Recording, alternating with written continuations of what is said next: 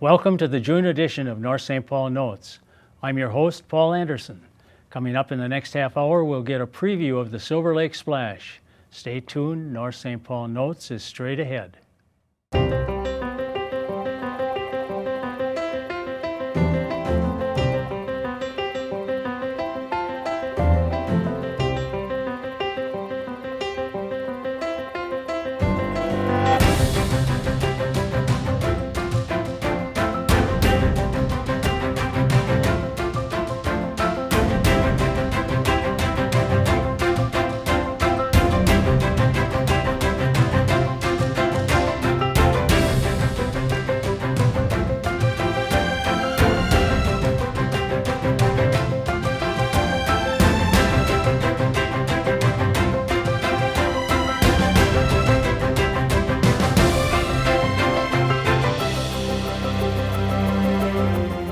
Hello and welcome to the June edition of North St. Paul Notes. We hope this show will keep you up to date on the news and events that are of interest to the residents of North St. Paul. Today we're going to learn about the Silver Lake Splash fundraiser. Here in the studio with me are Ingrid Koller and Mary Kvaal. Hi. Welcome, ladies. Thank you. And I know you've both been here before, Yes. and seems like we can tell the date just by when you appear on the program. It's coming soon. And as you know, I always like to bring a little historical aspect to the program. So today I brought a picture along showing the North St. Paul beach back in about 1940. The picture shows the beach taken from the west side of the beach, looking toward where the fishing pier is now. And in the picture you can see a round building, and our viewers will be able to see that. And if they walk by that area right now, they could see a round foundation, and that was the pump house, which was at the beach. And used to have a 6-inch pipe coming out, so if the lake level was low, they would run that pump. It's a county pump. Other lakes had it. Other lakes in the county had that same kind of a pump house. But they would run that only in low water. If you look at that picture, you would see that at that time the water was very high. It was really up into the parkaways, so it's kind of interesting to see that. And this year we've got high water in the lake also. But that always seems to disappear later in the summer, about the time the splash comes on.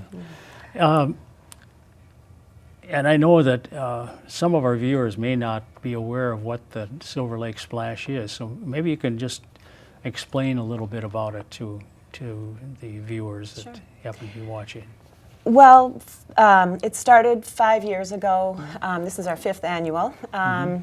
When North St. Paul decided during the recession and during some, it had some budget concerns, and it decided to just do away with the budget item that was there for lifeguards at the beach. And so just in a small, my neighbor called me and said, Ingrid, there's a tiny little bit of print in kind of the monthly newsletter that said, oh, and the beach will no longer have lifeguards, or it'll be open but not guarded by lifeguards. And my kids learned how to swim there, her kids learned how to swim there.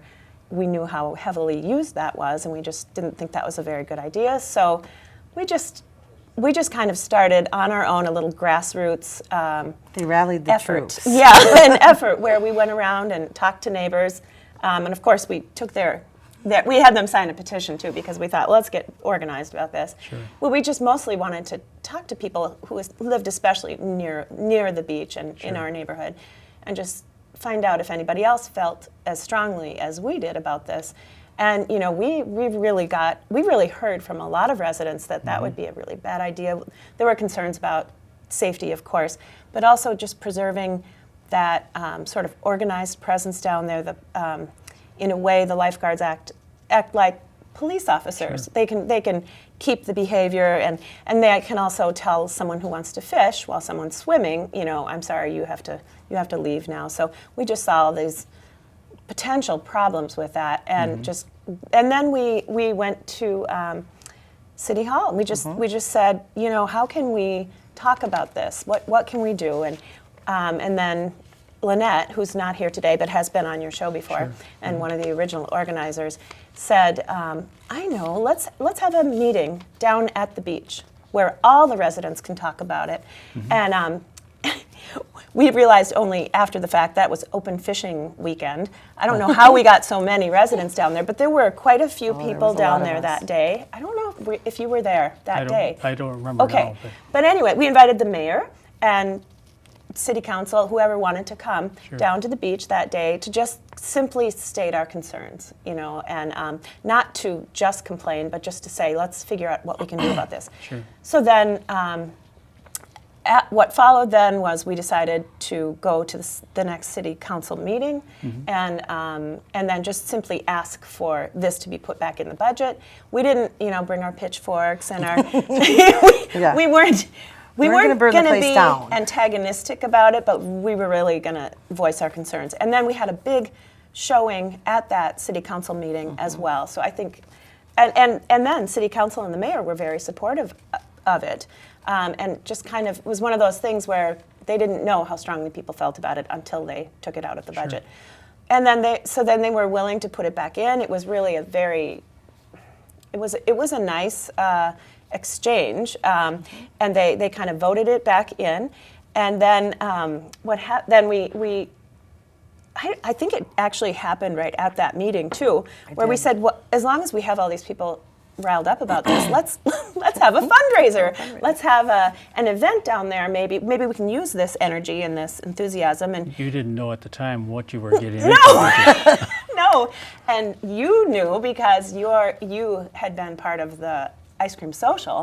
That was such a huge event for so long, and so you knew what we were getting into. We didn't, but we looked at each other. You tried to warn me after the fact, but anyway, Lynette and I, we were riding high from this wonderful overturning of the vote, and then we looked at each other as we were leaving the meeting, and we said, "What did we just agree to do? We're planning an event down there." And then our angel. That first one we did in 6 weeks. It's come a long way. Okay, that's come a very very long short. way. That's we planned amazing. it in 6 weeks, Well, and it was a very good turnout. Lynette and I are out in the hallway kind of going, whoa, what did we just do? How are we going to do this? Let's figure this out. And up comes this angel, Mary Kvaal, and said, hi, I'm concerned about this too, and I love to plan events. So here's my phone number. We were so happy. We really feel like you were pretty much sent. You guys started it, and we're just going to continue to keep growing. So, and that's one of the fun things about it is we've met so many community members, and I wouldn't know you probably. No, I know. I've met more neighbors. I live on Helen Street, and everyone else kind of lives around the lake. So I've met so many more neighbors now. I could have a neighborhood party on every block.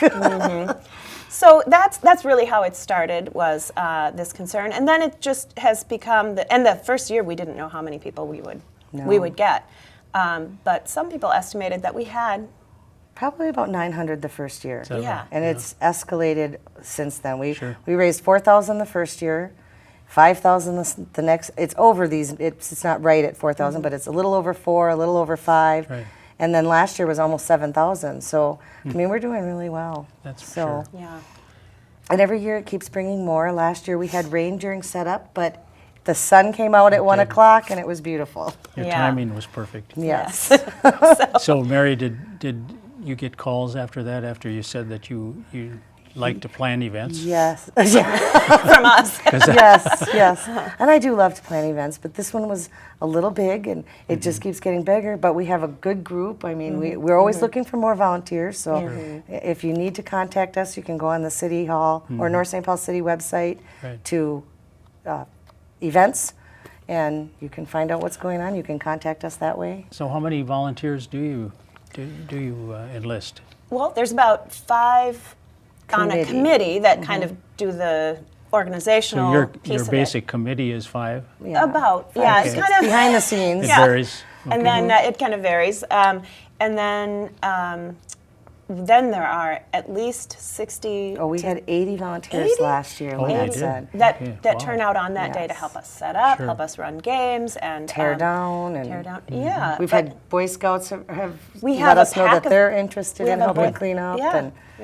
We have a pack of Boy Scouts that's going to be ready and raring to help us clean up, and that's really fun when the community gets involved too. Right. And that's the whole idea is, some of our activities have to do with, what are young people doing in this town that's pretty cool that we would like to showcase. So we have the showcase stage, which is really a patch of grass that's a large patch of grass in which we have I'm a string teacher, so some of my string students from the Early Bird String Academy, we have a fiddle camp in the summer.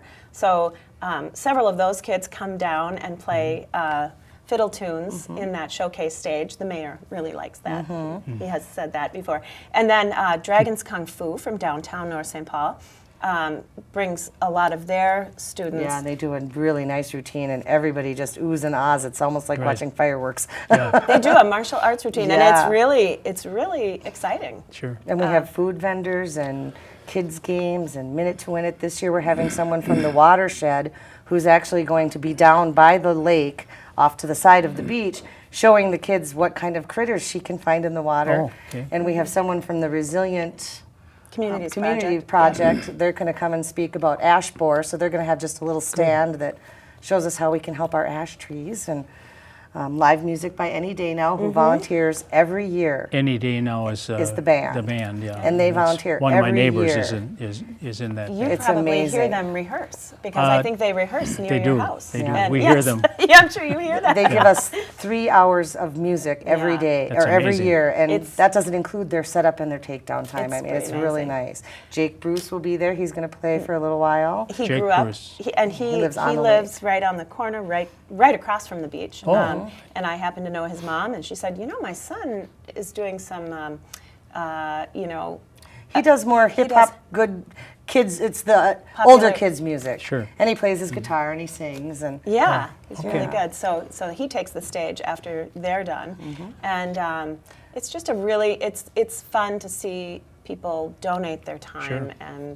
And for this we have cause. great businesses that donate lots of items to our silent auction. So we have tons of items. We have a raffle. It's just a good time. And a dunk tank. Yes.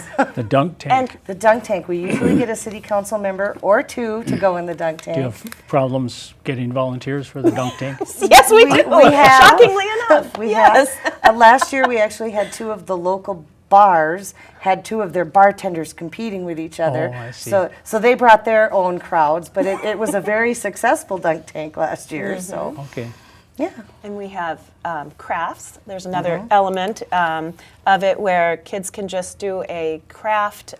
It'll be sand art, which is perfectly appropriate for the beach, where it's colored sand that they pour into these bottles. And Oh, yeah. yeah, our friend Carol Lee just is in charge of that, and and the fire really- department very nicely brings their fire truck up and shoots the ladder and The spray, sprays the right. kids, and they've donated the bounce house again. So the fire department, the police department, everyone in the city is just so helpful and willing to help us. The people that work for the city, Keith. And, Yeah. Sure. Just really, allowing us to close a part of the street so that our food vendors can get in there, and so it's fun to. It's a real active day. You could come down and have a real active day. It was really geared toward young families or young kids, but you can also. It's fun for Silent everybody Beach. because you can look at the silent auction, you can listen to live music, you can grab food, you can sit. We have a big tent that we usually provide, so it's not always just the sun beating down on you. And so it's fun. What have we forgotten? I don't think anything really. Ice cream. There's always ice cream. That's right. Ice cream, down there. smoothies, and Randy's Pizza. We have a lot of food vendors, and Right. yeah, it's a good time. Are you always looking for more donations and Absolutely. Yes, and things that are related to the beach especially are kind of fun, like a canoe Sure. or a kayak, those are huge. But we also are very happy to take other donations. Absolutely. It's that the silent auction is kind of a fun part of it. Are there any other new events this year that you didn't have before? You mentioned some, I think, but What are we doing? Well, we're going to bring the Minute to Win It games into a better space. Last year we tried this for the What's first time. the minute to win it? It's certain games where you have to stack cups with one hand, and it's a TV show okay. that it's a spin-off of a TV show. I And see. last year it's a little bit geared for the older kids, and they loved it, but it was kind of in the background. So we're going to bring that forward a little bit. I don't think.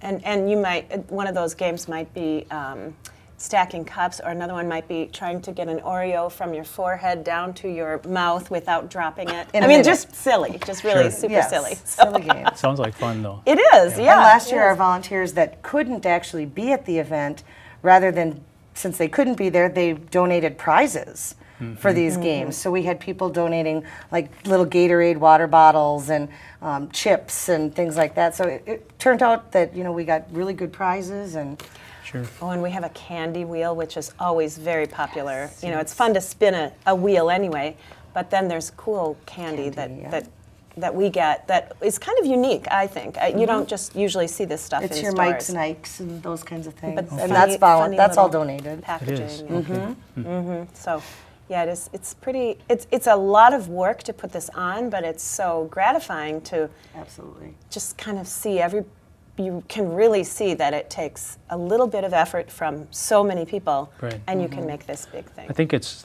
some of the beauty of a small town like ours that you can get that many volunteers and get that kind of interest. And I think people are looking for something else, like when we had the ice cream I social. was just going to say, yeah. And this kind of fills that spot. It really does, and that's what Lynette and I heard a lot when we first started talking to people, and we heard it too when we started planning this, and it started happening. They were like, we were so, we loved going to the ice cream social, and my kids grew up going to the ice cream social every summer. So thank you for planting the seed, Well. because really, people really did enjoy a big event like that can kind of pull everybody together, and they really missed that. There was a gap there for about, I don't know how many years between the last ice cream social and this. Yeah, So, and I don't remember now. I think it was at least 3 years, maybe more. yeah. But one of the things that always struck me when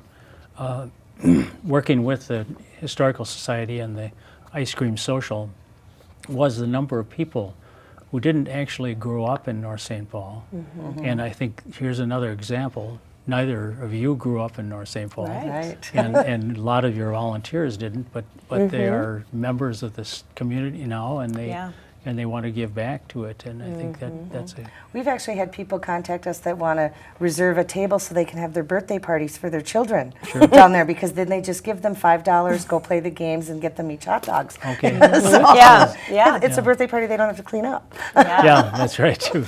And can I say too, it's a fundraiser, so we want to Sure. earn money, and every last penny of this goes toward nothing physical. It's not, improving the beach or anything like that. It's all about guards, lifeguards. Just making and certain you have lifeguards there. Yeah, making sure they're always in the budget. And so, what was I going to say? Where was I going with this? Oh, and so even if you can't come to the event, and you feel like, hey, I could donate to that cause. I really feel strongly there should be some lifeguards there too, or I want to support this community event. You can donate to the beach fund. You could, if you didn't want to go on your computer, you could send a check to City Hall, 2400 Margaret Street in North St. Paul, 55109, and just make out the check to the North St. Paul Beach Fund. If you wanted to do that. Otherwise, if you are on a computer, you can go to Just use this one. the city's website, Sure. the one that Mary mentioned earlier, and go to events, right? Events. Yeah. Okay. Well, it sounds like it's going to be a good program again this year. I'm always fascinated by the little promos that you do. One year you had this little jar with sand in it. Yeah, or we this should have glass. brought one. We totally should have brought one today. And then this year you had some kind of a bottle of beverage that that was Well, we interesting. can't take credit for any of that. We have a member on our committee. Everybody just brings their gifts, and then it all happens. But Carolee, my neighbor just down the street, just every year creates something really fun, some visual to help remind people. And this year it's a water bottle with a little life preserver on it, kind of. And she's just Little incredibly. poem and little lemonade and Yeah. yeah. She's I incredibly thought crafty. that was Yeah. interesting too. Yeah. So- So you might see one of those in a North St. Paul business because we try to put those out on the counters. Right. Yeah. And we do have a Facebook page. It's Silver Lake Splash, so Okay. you can like us on Facebook. Sure. Okay. Or you can just like us. We're not really big Facebookers, but you can like yeah. us. Well, I'm not either. Shocker. It's not part of my life, I It's guess. really not part of mine either. So, anything else that you wanted to mention about the program? I think, thinking back about what you said, security on the beach is partially what drove you, and I could relate to that too, because I told you that at one time, I think it was 1956. No, I'm giving you all this information that I was a lifeguard for that one summer. I had a factory job all lined up, and I went back to that factory, and I looked at these people working at the factory, and I thought, oh, I don't want to do that again. And they don't look very tan. Well, no, they weren't. And so I went and talked to the city and got a job as a lifeguard.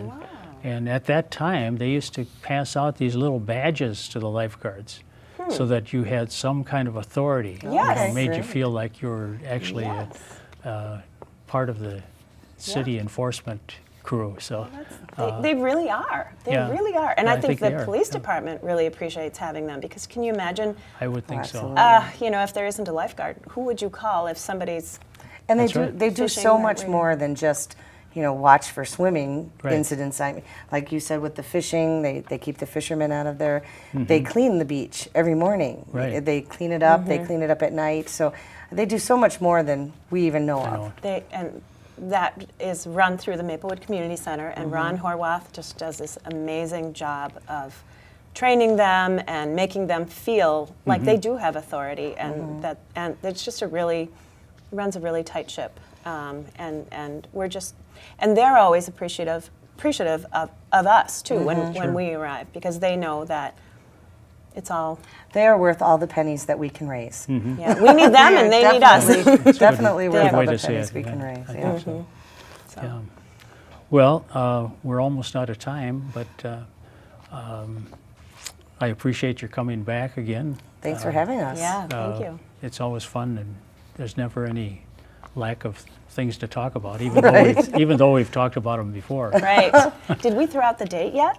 That's Yeah, what I was probably- going to. That's what I was going to say next. Good, So good detail. why don't you give us the date again? Yeah, July 20th. July 20th. It's July always 20th. a Sunday Okay, from 1 to 5. 1 to 5. July okay. 20th from 1 to 5. And anyone who wants to help out can certainly do so. Yes. Always need more volunteers. Absolutely. Yeah. So, Thank you for having Well, us. thank you. Thank you very much. Right. We've been talking to Mary Kvaal and Ingrid Koller regarding the Silver Lake Splash. We're out of time on this month's show. Join us again next month when we'll bring you more news about North St. Paul. I'm Paul Anderson, speaking for everyone at the City of North St. Paul. Thank you for watching. In a quiet neighborhood in North St. Paul, It's a learning center. I've decided I'm renaming it, and it's a learning center. Linda Orsello tends to her little library. There's adult books and children's books and cooking magazines, and I try to put in activity books and puzzles and beanie babies. What she has created is a place to encourage learning If I was a child, I would come and see a beanie baby, and that would draw me into the library. And then from there, you start looking at the books. and foster community. My sister was here from Two Harbors, and she was checking it out the other day, and there was some boys at the park who looked like they're about 14 or 15, and they yelled really loud, "There's some really great books in that library." Any time of year. Well, even with all the snow and the bad weather and everything, we could see footprints in the snow. So we knew that people were still using it even all winter long. An idea pulled from the pages of tragedy. In 2004, we lost a grandchild at birth, and I just always wanted to do something to make the pain feel a little bit easier, and that's why it's called Emma's Little Library. Emma's Little Library, charter number 5182 of the Little Free Library movement, is used to foster reading in the community, paying little mind to the take a book, leave a book philosophy. If you want a book, you come and take it, or take 2 books. To me, it's the reading of it. If I can get children to come in and open the door and want to read a book, and if they return that book, fine. If they return no books, I don't care. I keep restocking it. So it's mostly just to promote reading. All that is asked is a little information. I have a notebook in there. The purpose of that was so that I would know who was using it and what their age was and what books they enjoyed, so that I could resupply those books that they were taking.